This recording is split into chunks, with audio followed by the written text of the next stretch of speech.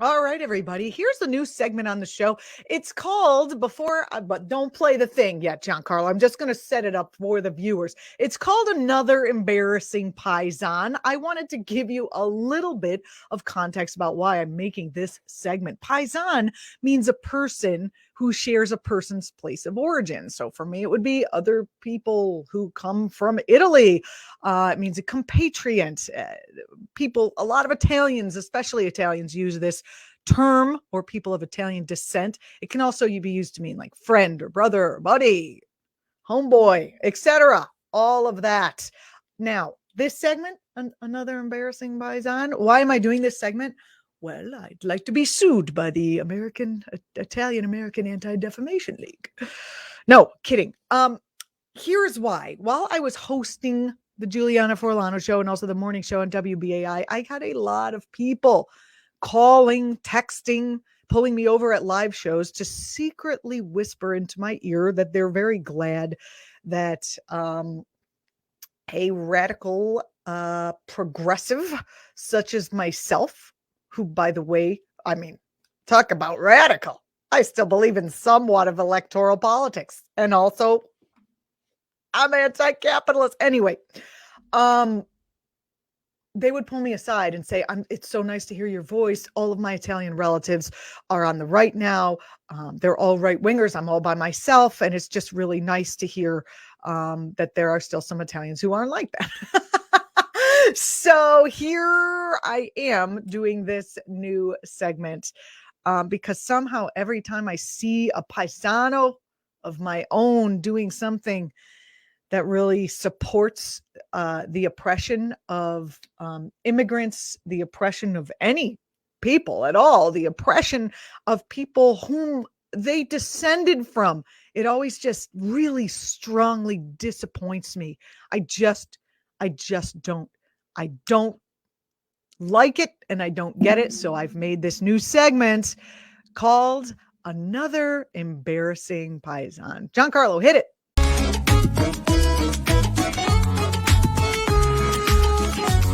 Figli di puttana! Disgrazia! Sciara! Corno! Qua Napoli dove mamma! I corni! A fanculo due nonna! Hai capito? Tu, son of a bitch! Thank you very much to Jesse Head for making that beautiful opening for me for this segment.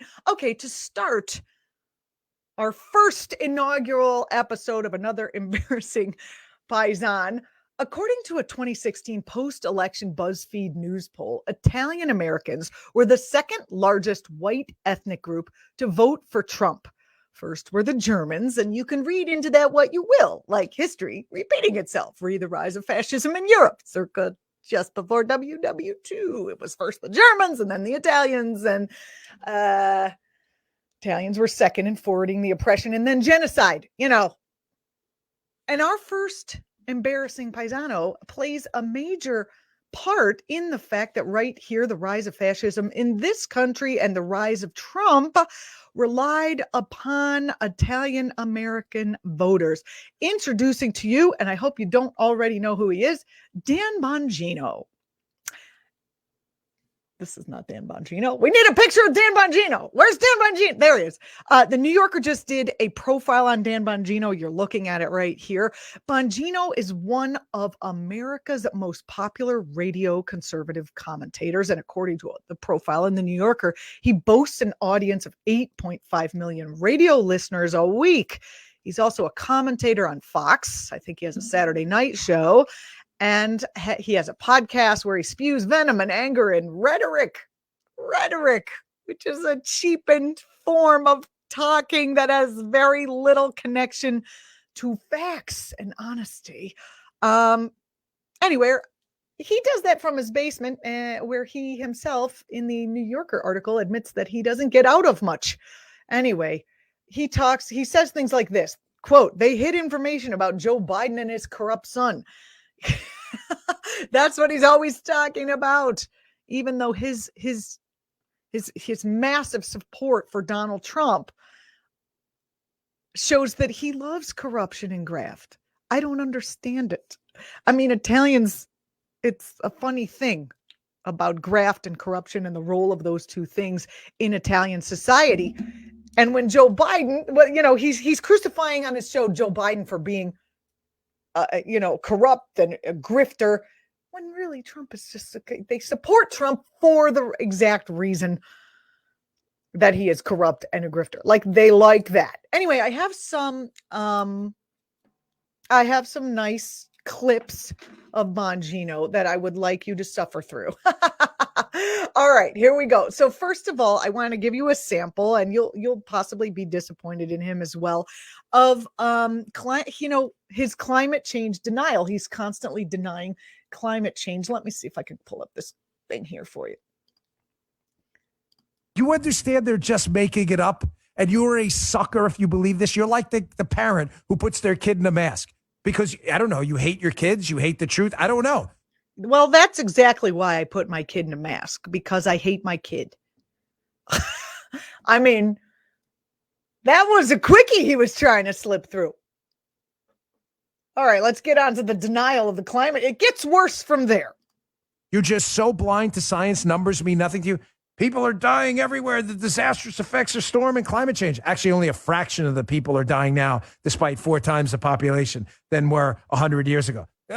Okay, so even if that were true, you would expect that, because climate change has to do with change from our pre-industrial 100 years ago situation that we were in. Have you ever seen the graphs? I didn't get one for you. Have you ever seen the graph? It just goes up exponentially. So this is just an example of the bullshit mixed with hate that 8.5 million people are tuning into. I do want to say directly to you, Dan Bongino, since I'm sure you're watching this, the olive groves, the 100-year-old olive groves in southern Italy, where I'm assuming your family came from, just an assumption, could be not the truth, but you got the look, genetically. Those 100-year-old olive groves are dying. The chestnut trees all dead due to blight, because the climate has changed. Climate change literally means the climate has changed. So even in your home country, this is affecting your home country. What do I say to that? Nothing. You just lie. Again, you're programmed to be an idiot, and you never disappoint. Just like your mass cult, your climate change cult. Something getting worse. Frequent. People are dying. You have any data to back that up? None at all. The data. Yes, we do. And are we saying, I mean, did not a lot of people just die in those tornadoes that ripped across the country? Did not a lot of people die in New York City from a freak flood that just came and killed them in their basement apartments recently? Are these things connected to climate chaos? Did not anyone die in the U.S., in California, in the wildfires? Yeah, people are dying. It doesn't have to be the entire country of Bangladesh gets drowned before you look at the numbers, and the numbers support what you're saying. Anyway, I could talk back to this guy all day, but I'll let him speak for himself. Tell the opposite. It doesn't matter what you say to them. Their heads they're full of 6 feet of concrete. These are the dumbest people on planet Earth. That's so interesting, because we're very highly educated, especially the people who are concerned about climate change. And the other thing about Bongino that is so disappointing, further disappointing, he too is well educated. He has a master's degree in psychology. I think he has an MBA from a very decent, excellent, upstanding school. So he's not stupid. He's just a propagandist who is profiting off death and doom. Nothing you can say to them to break through. I promise. Nothing. Say it was climate change. Was it climate change? No, it had nothing to do with it. Just say it anyway. I mean, there's that. I think we got that.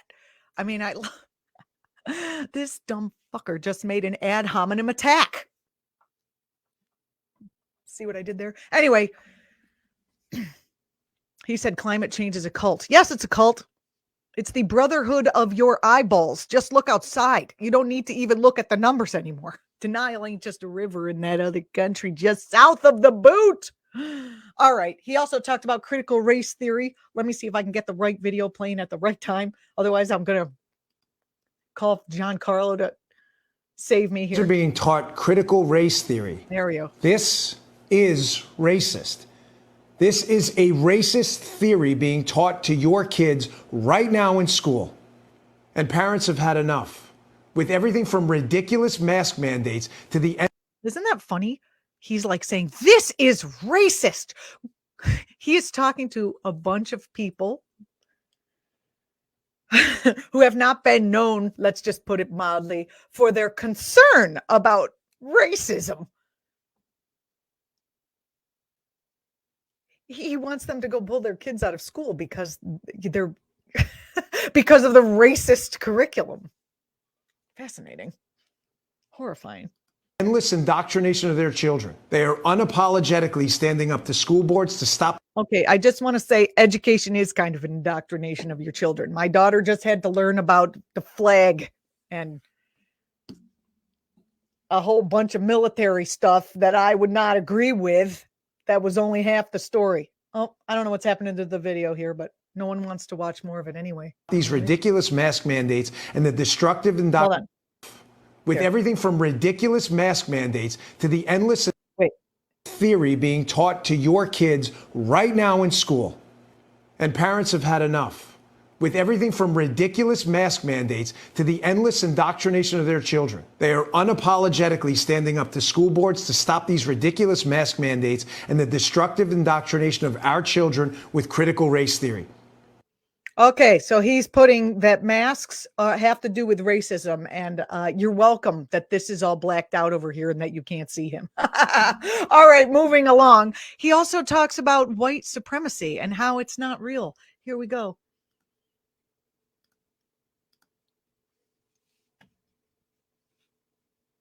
Oh, do you know why these aren't working, Giancarlo? I can't seem to get them. They're only playing in black screen, which is funny on some level. Oh, I'm gone. There we go. Nope. I don't know where we're at. What happened? Oh, I think JC is in the background going to fix this for me. And in post, I'm going to cut this part out with the giant pause, and then you'll never even know it's here. Oh, wait, we're in a live show. There is no post. Anyway, here we go. Every objection to blue despoilation is now openly ascribed to white supremacy. Don't want to be late for work because regime-favored protesters are illegally blocking an intersection? White supremacy. Object to being beaten up on the streets? White supremacy. Wait a minute. Who's getting beaten up on the streets? Pretty sure it's not whites. Want to see the laws enforced equally and impartially? White supremacy. All you whites out. I am very confused about what the hell he's talking about. Yes, we would like to see the laws enforced equally across the board. We would like police to be held responsible for crimes they may commit, whether on the job or off. We would like billionaires to be held responsible regardless of their money. We would like our politicians who are either war criminals or treasonous or name any things that they've been doing over the past couple of however long you've been alive and before. We would like them held responsible. Yes, we would.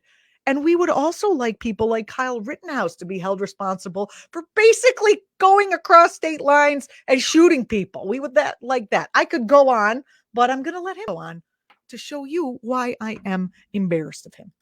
Out there, white men, white kids, white moms, you're all racist slobs. Everybody hates you. You're mutts. You should never vote, never show up again. You shouldn't have any representation. You know, there is this book. Have you ever considered it wasn't that long ago that Italians were not considered white. And now you whitened it all up. Oh God, I don't even want to wade into that discussion without an expert because I fear I will get myself in trouble. But just identifying with the aggressor is and becoming the aggressor and then becoming the oppressor, which is what Bongino has done for himself and what he, is turning people, his listeners, attracting listeners and then infecting them with this kind of hate-based talk. By the way, Bongino worked for President Barack Obama, I believe, in the Secret Service, and he had nothing but wonderful things to say about Obama until he got a radio show and decided to just be a propagandist. So, and then he complains about the media being filled with lies, which it is because he's filling it with lies. Okay, I'm losing my mind.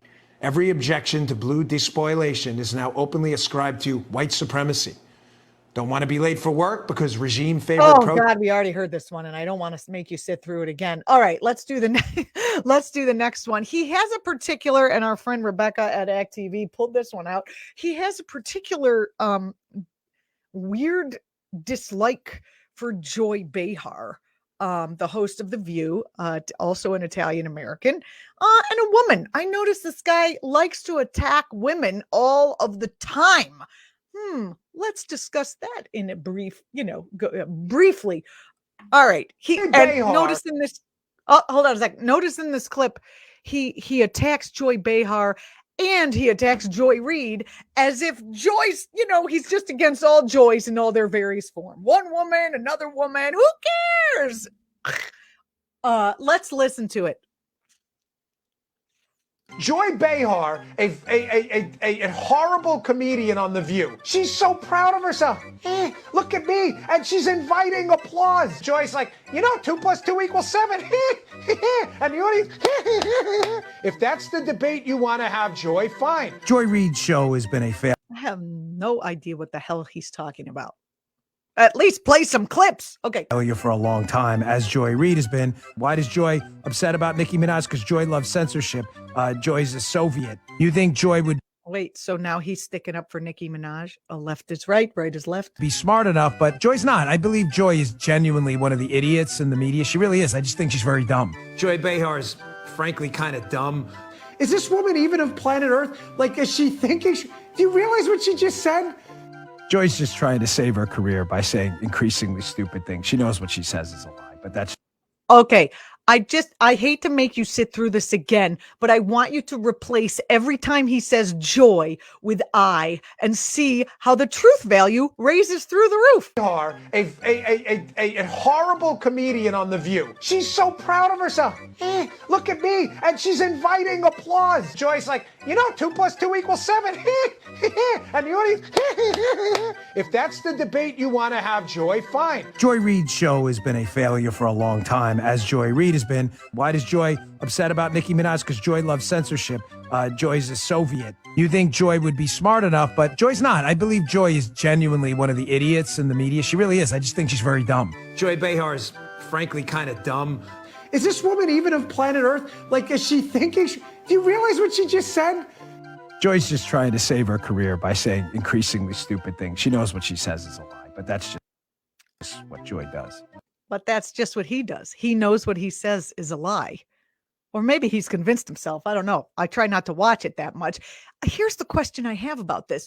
Are people who listen to talk radio like this show really watching Joy Behar every day? Or is it their like wives or mothers that are watching The View and Bongino is just fomenting strife by attacking her even within the most intimate of bonds? There's a big moral and spiritual mistake of splitting people from each other who love each other. And this is what this guy's doing. I mean, Joy was talking about there being no more hell with Betty White, by the way. We've been talking about Betty White recently since she passed away.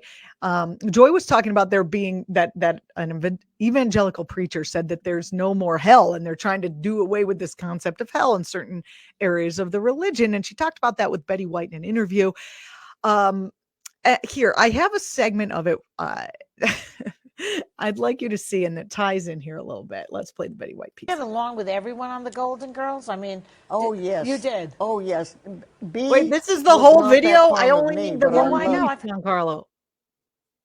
The 155 to 238. Hold on, let me see if I can there you go. Look at that.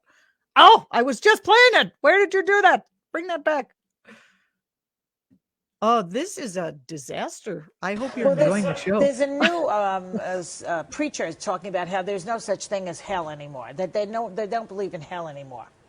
Oh, really? Yeah. It's like one of these evangelical preachers is saying that he doesn't think there's a hell, which upsets people. Maybe he figures he's already been there. That could be. That could be. Because, you know, people don't like that idea because that means that people like bin Laden are not going to go to hell, and Hitler and the evildoers of the world. So. Well, the human being, the human animal, I love everything with a leg on each corner, but the human animal is a vengeful creature. It's hard not to be a vengeful creature when someone like Bongino is creating actually a living hell right here on the planet that we're living on right now. Doesn't matter if there's one afterwards. I think his attacks, Bongino's attacks on Joy Behar, are attacks on women in general because Behar is sweet and nice and kind-hearted and brave. And those are, of course, qualities that patriarchy has devalued, as it turns out, and dismissed. I mean, he keeps calling her stupid, stupid, stupid. Personally, I'd prefer to have a kind-hearted, humanistic leader in charge of things rather than smart bots or smart, hateful bots or any kind of hateful bot. Someone like a smarty like Zuckerberg who doesn't understand human connection. I don't want those people to lead. I want nice people up there, people who understand connection, people who are generous and again, kind-hearted. Bongino is showing who he is by his rhetoric and his actions, no matter what he says.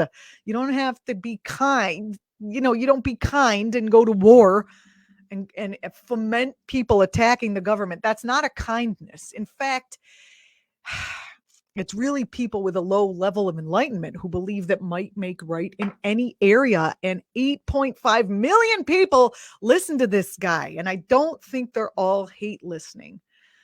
That's what we're up against, people. Damn. Finally, to show more misogyny, and then we will be done with this very embarrassing paesan. We've got a little video I pulled out of him taking down Kamala Harris and AOC for laughing. Let's take a look. It's one of those confusion dudes. Dude, what? So what's funny about this? Your kids are out of school and they need childcare. She's like, wait, is she okay? I'm not kidding. Is she okay? Are you okay? AOC, we took a comedy break before, unintended. This is a serious comedy break because I don't even know what's so funny about this. I get what's funny about AOC. She never knows what she's talking about and says it anyway. That's hilarious. But what I don't get is comedy in inappropriate times. You ever been at a party and this guy's laughing at everything and you're like, is this dude a weirdo or what? Like, we've all been there, right? I was like, no one else is laughing. And he sounds like the Joaquin Phoenix Joker character and everybody's like moving away. Like this is, well, we've got one of those in government right now. Kamala Harris is laughing again. At what? I have no idea. I don't know what's funny about anything she laughs at. Immigration crisis at the border. He's going to show a clip. Now, I'm pretty sure she's not laughing at the immigration crisis at the border. She's laughing. I don't even. What is she? I don't. Do you even know what she's laughing about? This. I don't even remember. Is he just like women aren't funny and they're laughing crazy like hyenas? Remember, Joe? You cut the video. You even remember? Dude. She's always laughing. Yeah. What is so funny? Here's Kamala Harris in another fit of laughter about another serious subject. And she's like, check this out. More people are seeing that, yeah, affordable childcare is a big deal. More parents are seeing the value of educators when they had to bring their kids and saying, we're not paying them nearly enough. Okay, he cut that and slowed that down and added on to the end. But I have to tell you something. They're making fun of her for laughing. First of all, the guy's a wicked hater, and that is why he's another disappointing paesan. But, the reason you don't get her laughing is because you aren't in on the joke. You don't understand even what she is pointing the laughter at. She is laughing at the absurdity of not paying educators what they're worth. Like real educators, not Bonginos who are educating people who are listening to talk radio. Second of all, it's great that you're busting on her laugh, but what about what she's saying? You can bust on her laugh all you want. What about what she's saying? How many of the spouses of the people listening to you or watching your show are school teachers? How many are teachers themselves? How many did Bongino's rhetoric have to do with these teachers getting screwed by Betsy DeVos under Trump? How many teachers are losing their pensions because of conservatives like Bongino encouraging people by just doing attacks on somebody's laugh instead of even engaging with the actual politics? I don't think the listeners are getting it. And third, just FYI, she is in front of a live audience where obviously someone in the audience reacted, and she was reacting off of that. And do I have to remind you of the Howard Dean story? Oh, yes, I do have to remind you of the Howard Dean story. When you take clips and you play them over an internet, over a TV, over a screened medium, of things that happened in a live space, they don't always play out exactly as they are playing out successfully in a live space. I can't believe I have to explain this. If we spent all day explaining the ins and outs of what propagandists are doing, we would spend all day. We would have no dearth of content. Anyway. Do you want no, I explained the Howard Dean thing to you, but Jocelyn is waiting and I got to go. Anyway, they should definitely change this guy's name to, instead of Bongino, Molly Gino, to Bad Gino. He's not a good Gino. Southern Italians arrived in the United States ship by ship. This is according to Christine Grimaldi in the LA Review of Books in the late 1800s and early 1900s, often with little more than the clothes on their backs and a burning desire for justice and deep-seated anger at injustice. They brought their appetite for radical social and economic change into the factories and tenements where they lived. They often squinted over buttonholes or breathed in feather fluff for pennies an hour for as much as 18 hours a day. That is according to Smith College professor Jennifer Guglielmo. Hopefully I got that right. They led progressive labor movements in their time and included Italian American women, largely written out of history. And now Italian Americans make up the largest voting bloc for Trump. Pushed there by talk radio host and our very first embarrassing paisan, Dan Bongino. I'm Julianna Forlano. We'll be back in our next segment to talk with Jocelyn McCurdy-Keats. Stay tuned.